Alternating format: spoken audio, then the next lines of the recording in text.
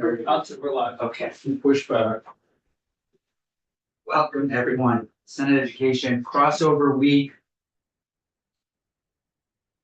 Number of bills are in play, down in the Probes. I believe Senator Buick's gonna be going down there at 1:30 to talk about literacy. Libraries, we voted out at 1:30. They have me at 1:20, Yeah, you have 1:20 to do. libraries. Oh, great. I And thought that was just, all worked out. could be. And, Ms. St. James, just so you know, Tucker's already taken them through libraries. Appropriation? Appropriations. Oh. From what I was told, and that they're just looking to vote at this point, but maybe, Jane Kitchell sent me a note that said, we're ready to vote. I said, all right, great to know. I gave it a few extra days. They said they would vote on Friday, so that could be it. I'm just wondering, sorry. No, thank please, you, go for it. Do they want to speak to Ms. St. James about the amendment? No, they don't even know about the amendment. Oh, okay. Because we haven't voted on it, but wait, you're shaking your head, yes. No, that they don't even know. Oh. This is it's a hypothetical amendment, so you offer. Right. Right. But, Ms. St. James, just to clear things up here, so do you know if Senator Bulick is supposed to accompany you at 1:20 or anything like that? I have no idea. Okay. I know that I am with you all until 1:20, Beautiful, and at 1:20, I will hopefully be in appropriations for 10 minutes great, on S220, which is the library still. great. And that is the limit of my knowledge regarding your bills and Senate appropriations today. And final question, Senator Bulick, we're starting your amendment at 1:30. Does that conflict? Because you really have to be. It does, but So would it be better if would you ask, Mr. Debreeze and Ms. Snow if they could just be flexible? So maybe yeah, we like a start, 10-minute. yeah, possibility. but in Probst gets behind, so just see if they can be flexible. If they're zooming in, that would be great. Okay, so let's take a look at S167 and S304, see how folks are feeling. Then we'll do our amendments, which we won't vote on today. And it would be nice to leave early, but Do what they- okay, so let's take a look at 167 and see if people are feeling like we can vote it out, send it down to a Probst, and go from there. Great, Beth St. James, Office of Legislative Counsel, there were no changes to draft 5.1. You should have draft 5.1 of your strike all amendment to S167. There have been no changes since we walked through the bill last. Oregon has a clean copy of the bill, should you choose to vote it out today. And I would say, I think we'll continue some of these conversations going forward because we do have a House miscellaneous education bill. But, wondering if anybody has any questions right now. Just to confirm, we made some of those changes to the Holocaust education piece. We did, and I'm sorry, we did go through the changes yesterday. Do you remember them? Yes. St. James, you want to just Yes, read it? sure. So, the changes between draft 4.1 and draft 5.1, which are represented in draft 5.1, page 4, section 4, lines 13 through 15. The last sentence used to require that in the agency's initial request to supervisory unions for the information regarding Holocaust education, they needed to include Holocaust education materials. That requirement is now on page 5, new subsection D. And then if we go back to page 4, lines 13 through 15, this language is new and it's requiring the agency to develop that request language with the Vermont Holocaust Memorial. Yes. And so that's to that section. Yeah. And then there was, I think that's it. I changed the word can on line 15, page 6 to may. And that's it. Those are the only changes. Oh, that's not true. I took out all of the for enrollment hearing language. Got a constituent, I believe I can answer this already. I've got a constituent who's quite interested in it, who's tracking this quite closely, that the standardized testing concept is not in this miscellaneous bill. It's not in the home study section. That had been discussed but never accepted as a premise. That's correct. Representative Beck mentioned it to me in the hall one day last week when we were talking to Senator Kitchell about some things. He said, here's an idea. It's not on this. I don't know in the future whether or not people will feel like it's a good idea or not. I'm honestly mixed about whether or not, again, standardized tests there's something, or we use them a lot. I even quote them. But I really worry, even in our public schools, sometimes some of the negative aspects of them. I really worry that smart kids end up feeling crummy about themselves because not everybody's a test taker and not everybody has those kinds of things. Test with four-letter word. Tested for Uh, them. Senator Hewitt. I would just say that I appreciated the testimony that we had yesterday that highlighted the Yeah. possibility of 3 options for showing or measuring success and achievement and goals. So, I had a couple constituents that felt the same as you did. yeah, Yeah. I was disappointed that. I was a little surprised because I was under the impression from the agency that they weren't checking things. Yeah. But according to her, up until last year, she got a stamp of approval on her children's portfolios. So that was kind of interesting because I thought one of the reasons we had done that for the agency, correct me if I'm wrong, was because they couldn't get to them. And that wasn't what we heard yesterday. So we can continue to have that. I am more than happy to have that conversation with House Miscellaneous Education for next, I'm even happy to pull this section and wait, but I feel like we should do something to get this. I think at least we should have the hearings have for enrollment continue. I wouldn't want to pull it. Right. I'd like to make sure that at least this moves forward. Isn't that? And the House may have, that is what we. That's what we agreed to, that's what we brought in this year. That's true, that's true. I would concur with my colleagues here, and I would just make sure that we communicate to House Ed that, we ended up running out of time basically, but that we feel that there should be some measure of respect, right? Some measure of accountability. I feel that way anyway. And just so you know, we're all gonna be in House Ed at some point with our various bills, so feel free to share that. Okay, do I have a motion to move draft 5.1 S16? So moved. So moved, seconded. Any discussion? Not. Senator Williams, how do you do? Senator Gilbert, Yes. Senator Sheehan, Yes. Senator Weeks. Yes. Senator Williams. Yes. Okay. Chair Canfield. Yes, 5, 7, 3. great, I have to just let 179. You want to report that? Sure. Okay. Switch it. Yeah, that's what I was reaching for, definitely. Definitely. Okay, let's take a look at where we landed with S304.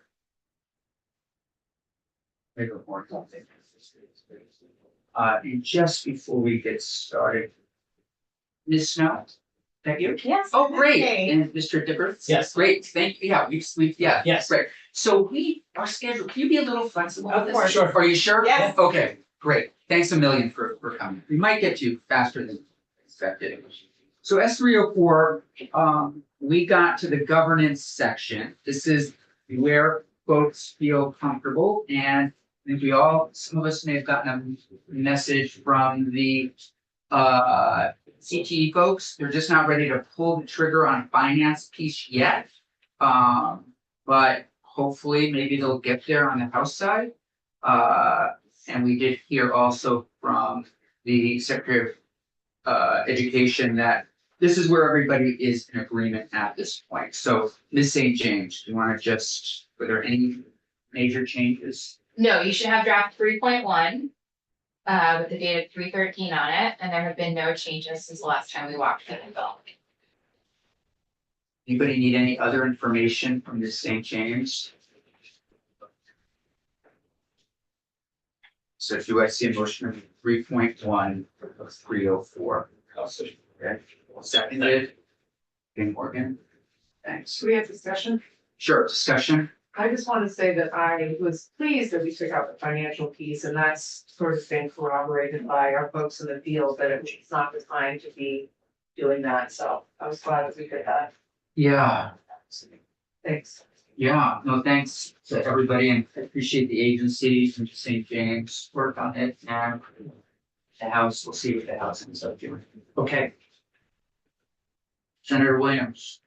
Senator Hershey, Yes. Senator Weeks, Yes. Senator Wood. Yes. Senator Dooley, Yes. Senator Canfield. Yes. And Senator Weeks is gonna do this one, Morgan. And I think it may go to approach also because in the underlying bill at various, there was a lot of things, so. Those are different financials. Okay, let's jump in with our folks. Well, you're still stick around. Fantastic, that's super. Ms. St. James, thanks a million. I know you've got to go down to See you next approach. week. Yep, see you next week. Oh, good weekend. The two of you want to come up at the same time?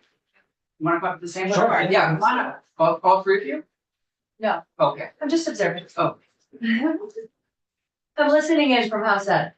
Oh, are you on House Ed? Yes. Oh, yeah. Good to see you. Good to have a spy. Okay. I heard the libraries were in the building. Okay, yeah. Yay. And if you want, just, your name? Representative Kate McCann Great to see you. from here a month later. Great to see you. Thank you. Okay. So we have an amendment before us on S220. You both look totally familiar. I know you've been in here about the. This is my first time. All right. I'm Susie Snow. Susie, it's great to have you. Thank you. Susie, where are you from again? Essex Westford School District, Hiawatha Elementary School, and the president-elect of the Vermont School Library Association. Thank you. Yeah, congrats. Have you seen the amendment? Yes. You got it. Okay. And I believe, Morgan, do you have a copy of Senator Hewlett's amendments? Yes. Yeah. I'll just pull it up electronically. Yeah, we were taking through it yesterday. Why don't the two of you tell us your thoughts on it while we're working together? Yeah, excellent. Thank you. So again, my name is Charles. I'm a librarian in Burlington Middle School. I'm president this year, co-president of the Knoxville Library Association. Thanks for having us back. And thank you all. And we just have a few prepared remarks, but then we're happy to answer all and any questions that you have. So the Vermont School Library Association has been in support of Bill 807. It's from Representative Fernandez Rubio. It's called an act relating to school library material selection policy. And that's, the amendment reflects the language from that House bill that was introduced. In the same way that Senate Bill 220 addresses selection and retention of library materials for public libraries in section 2, at least in the latest draft that I saw. The language of this amendment requires all school libraries and school districts have library material selection policies in order to protect students' First Amendment rights, protect school and staff administrators from legal action, and provide equitable library services for students. We feel that in our current climate of book banning that's happening around the nation, it's of the utmost important that Vermont schools and Vermont school districts have robust school material selection policies.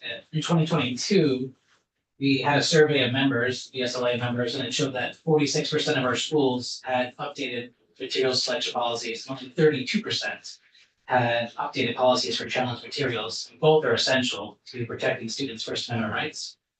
Over the past several years, VSLA has worked with Vermont School Board Association to work on updating and clarifying their model policy. This work resulted in a new policy. It's a D22, library selection of materials. It's now considered a recommended policy by the VSBA. We're proud of the work that happened.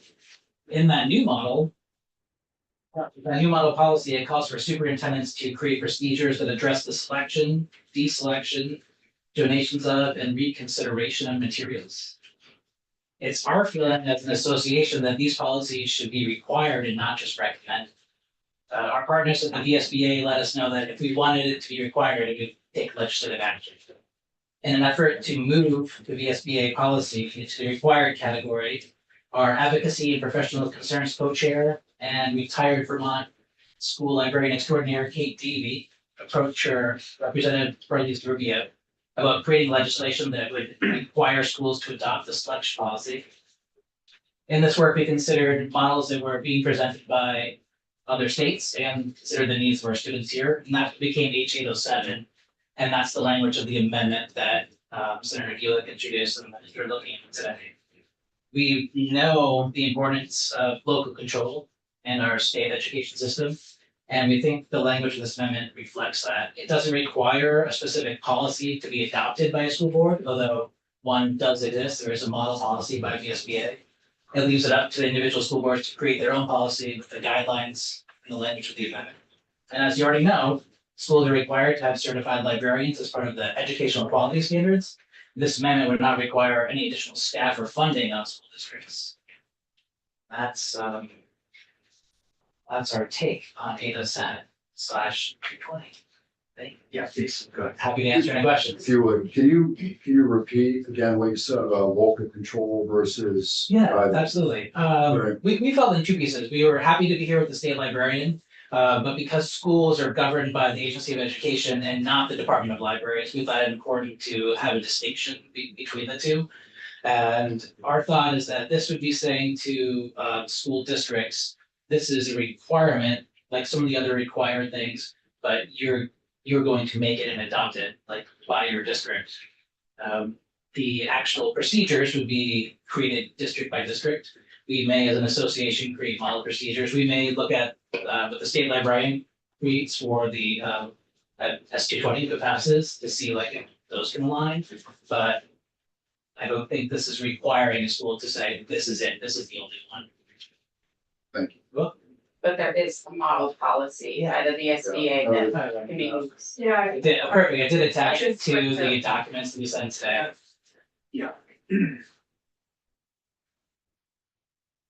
Ms. Snow, did you want to add something, or is this sort of joint? This is a joint statement.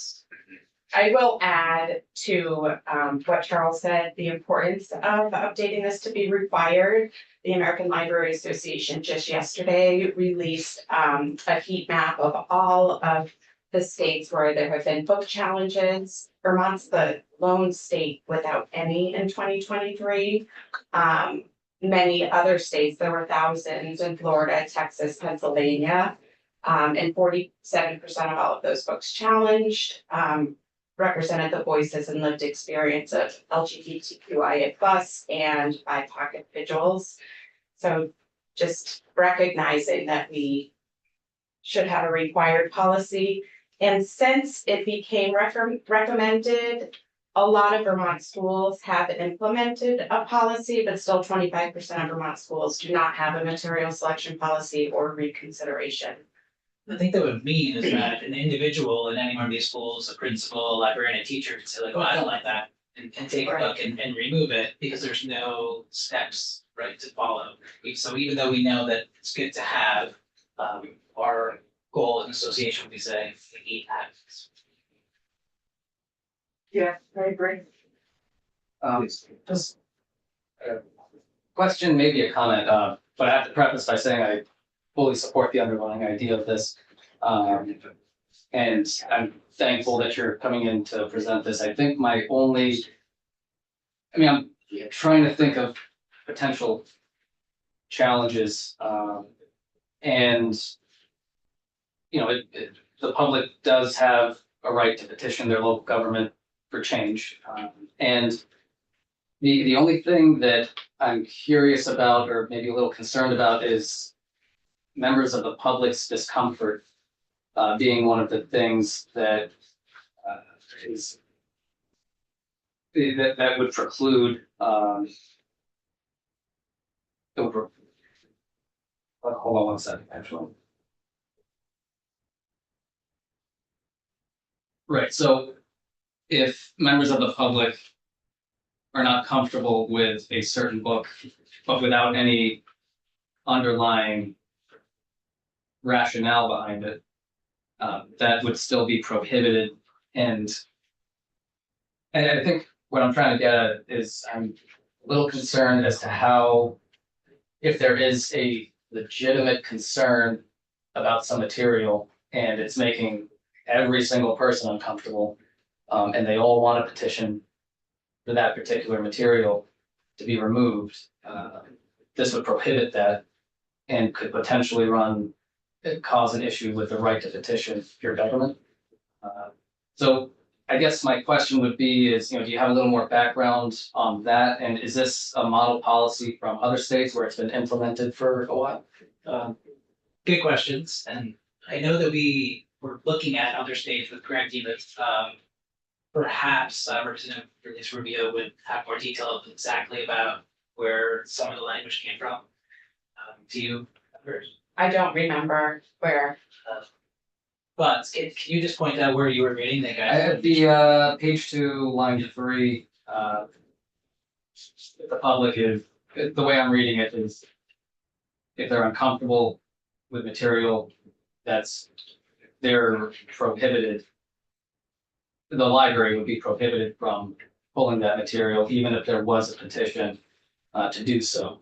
I mean, all the other, I agree. I don't want to sound like I'm, No, yeah, absolutely. I agree with this Great amendment point. and I Great support it, question, yeah. but Unintended I'm also consequences. trying to think of, I hate saying the devil's advocate, but I'm just trying to think of potential challenges that could put libraries or towns into a constitutional predicament. I think that's important, and perhaps if the language is confusing and it would hold up things moving forward, I think we'd be okay with striking that, but we want there to be procedures in place for that to happen, we want people to be able to go to their school librarian, go to their administration, whatever their school policy and procedures are, and follow them. So certainly we wouldn't want to have a blanket no, you can't challenge materials.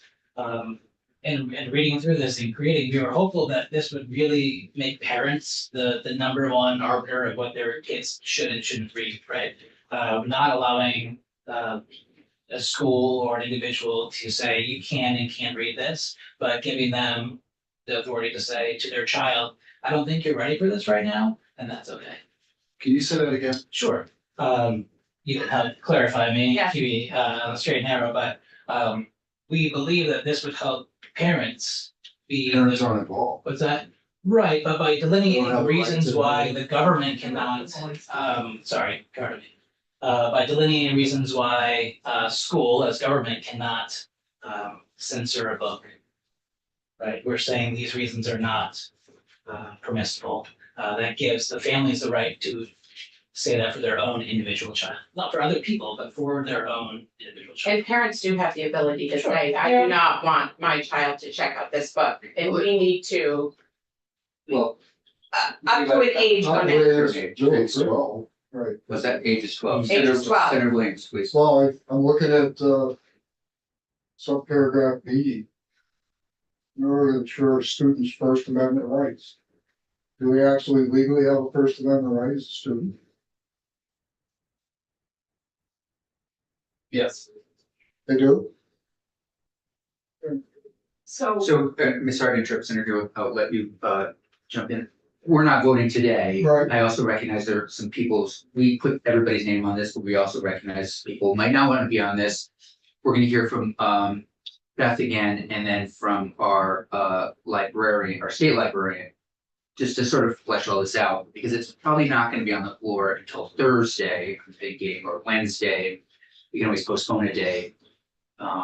And just make sure we have all the information that we need. And yeah, sorry. I Keep I that. give a really brief explanation of how this works and why this piece of this amendment is important, I think, is because it kind of codifies in place a procedure for each school to have a system of collection development. So I had some books challenged when I was a high school librarian. And the way it works is a parent will send you an email saying, I think this book is inappropriate. And I will say, okay, great, can you please expand on that, and tell me why you think it's inappropriate, and they might, go down the list and say, this reason, this reason, this reason. I then say, here's our collection development policy, which is pretty clear on the kinds of books that we allow into our library and why we allow them into the library. And I have a conversation with the parent. Typically, when we have that conversation and when we go over the justification of why we have those materials, they say, oh, you know what? I'm fine with it. I'm not, like, I never had it go beyond that point. They said, I'm gonna tell my daughter I don't really want her reading that book, but it's fine to stay in the library. And we sort of left on really good terms. Because you had the policy. Because we You had had something a to point to. clearly delineated policy that explained why. I agree that not every. There are things out there that don't belong in a school library, including in my library, some academic journals that frankly should have been in a college library, not in a high school library, and I took those out. Like, we weed constantly, right? So librarians are schooled and skilled to choose materials that are appropriate for the kids in their building. Doesn't mean they all have to read every single book in the building, but there might be kids who want to access those materials, and this allows them the option to do that. And what if they don't have those policies Right. or that procedure in school? And I think You know, they wouldn't have that to fall back on And as. right, and I think to Senator Hashim's question, this is just saying I can't go in and say, this book makes me feel uncomfortable, so you need to yank it. That is not a reason to yank the book. If you can expand on that and say it's harmful in certain ways to general population or whatever, that's fine, but just using the excuse of it makes me uncomfortable isn't a reason to ban a book, I think is what this is saying. But I actually have to run to appropriations. Thank you. If I can also just, Please. I just want to make sure I'm very clear on my position, which is that I appreciate and support this.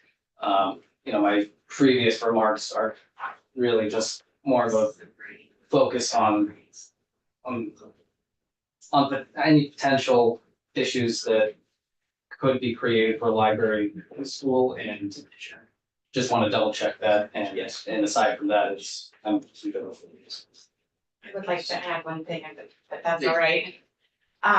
Just going on from what you said, if a parent does decide to challenge a book after you have that conversation, if they want to move forward with a book challenge, the reconsideration procedure is where that will be handled. There will be a committee of community members, possibly students, principal, teachers, where they will all have to read the book. They will consider it together and they'll make a recommendation. That's part of what we are trying to do, is making sure that's in place so schools are prepared if there is a challenge to books that are in the school library.